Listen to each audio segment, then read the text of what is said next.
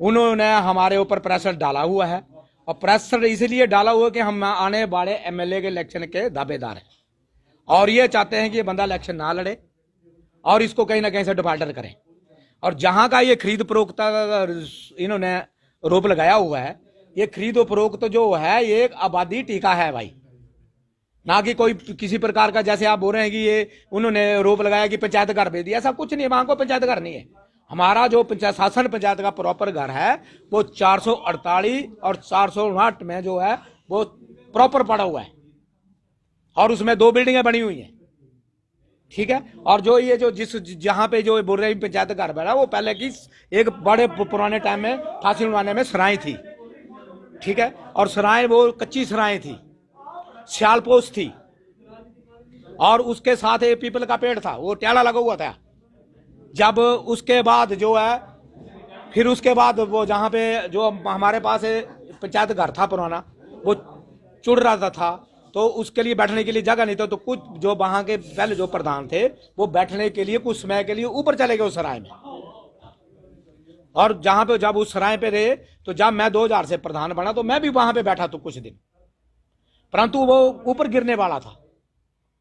फिर मैंने तुरंत पैसा सैंक्शन कराया और लग सा पंचायत घर बनाया, और कुछ दिनों के बाद वहां पे जहां पे हम बैठ रहे पंचायत घर में बैठ रहे, तो एक कमरे में रिखीराम जी बैठते थे, उनका कब्जा था। और उसको मैंने पूछा भी भाई क्या बात है, बोले उसने बोले मेरा कब्जा भाई, पहले से मैं यही काम करता हूं और ये मेरा ये है, ये तो फिलहाल बैठ रहे हैं लोग। और कुछ दिनों के बाद वो गिर गया, और उस बंदे ने बनाया। उस बनाने के बाद उसने वहां पे 2 कमरे बनाए और साथ में एक बनाया। फिर उसके बाद उसने जो है उसने बात की, लोगों से बात कर रहा था कि मैंने इसको बेचना भाई। फिर मैंने बोले भी आपने इसको बेचना है, फिर किसी से उस ढंग से मेरे लड़के से बात की उसने, फिर उसने मेरे लड़के को दे दिया। लड़के ने मेरे से बात की, भाई डैडी ऐसी बात है, मेरे देख ले होता है, तो मैं उसमें खुद एविडेंस हूं, उससे लिया हमने, और उसमें एविडेंस गवाह है हमारे साथ कि खरीदा है। फिर उसके बाद वो हमने खरीदा, उसके बाद हमने फिर आगे 2013 में खरीदा, 2013 में हमने 5 लाख का बेच दिए, 3 का खरीदा 5 का बेच दी। वो जब हमने बेचा 2005 से, वो आबादी टीका है, हमने खरीदा 2013 में, जब आबादी टीका था तब खरीदा है, पंचायत घर नहीं था, ना है ना होगा। वो पर्सनल प्रॉपर्टी किसी की नहीं है। अगर किसी को कोई दिक्कत है, जो हमारे ऊपर रोप लगा रहे हैं, पब्लिक प्रॉपर्टी नहीं है, वो आबादी टीका है। अगर किसी को कोई ऐसी समस्या हो तो वो कोर्ट में जाए, परंतु राजनीतिक दबाव से उसको जो है एफआईआर का रूप दिया गया। और ये सरकार को सही ढंग से, जो प्रशासन है उसको सही ढंग से इसकी इन्वेस्टिगेशन करनी पड़ेगी, नहीं तो उनके ऊपर ही भारी पड़ेगा। वो लालकीर में कोई फैसला करने का किसी को अधिकार नहीं है। एसडीएम भी फैसला दिया ही नहीं है, उसने पेंडिंग दिया है। अगर किसी ने उसने अंदर खाते में हमें बुलाया नहीं है, अंदर खाते में किसी ने ऐसा किया होगा तो उसको भी साथ में लपेटा जाएगा, वो कोई होगा, उसमें किसी से कोई भाईबंदी नहीं है।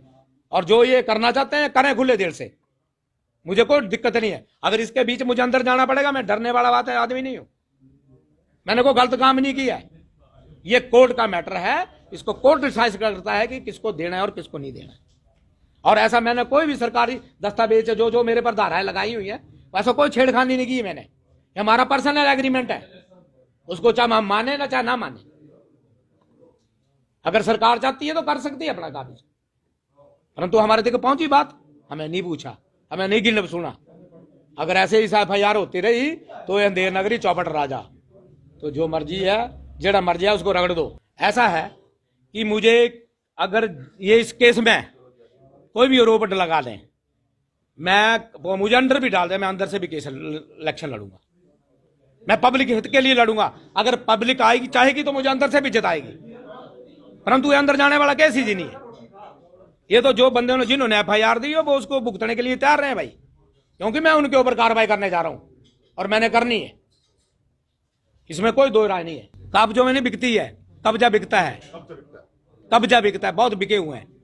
पूरे हिमाचल में करोड़ों हैं, शिमला में प्रॉपर दुकानें बिक रही हैं, मंडी में प्रॉपर दुकानें बिक रही हैं, वहां पे स्थानीय हमारे मुख्यमंत्री का एरिया है। ऐसा कोई नहीं है, कब्जा बिकता है भाइयों। और कोई सरकारी हमें तो दोषी तब बनाया जाएगा, हमने कोई रजिस्ट्री करवा दी हेरा फेरी से, अगर वो बंदा वो 118 में तब आता मेरे ऊपर मैटर की वो बंदा वहां पे मालिक बन जाए कागजों में, वो तो एक ऊपर ऊपर के ही हवा है, हमारे एग्रीमेंट में है ना, वो वैसे तो कुछ नहीं है और ना ही उसका मालिक है, वो हमारी जगह वो हमें मिलेगी और हमें चाहिए। हिमाचल की सबसे बड़ी ऑटो डीलरशिप गोयल मोटर्स में नौकरी करने का सुनहरा अवसर सोलन, शिमला, सिरमौर और किन्नौर में चाहिए sales executive, service executive, field executive, motor mechanic और ड्राइवर। शानदार करियर संभावनाएं व इंडस्ट्री में बेहतरीन सैलरी पैकेज। तो आज ही कॉल करें 9418035372 पर और ईमेल से भेजें अपना बायोडाटा hr@goilmotor.com पर।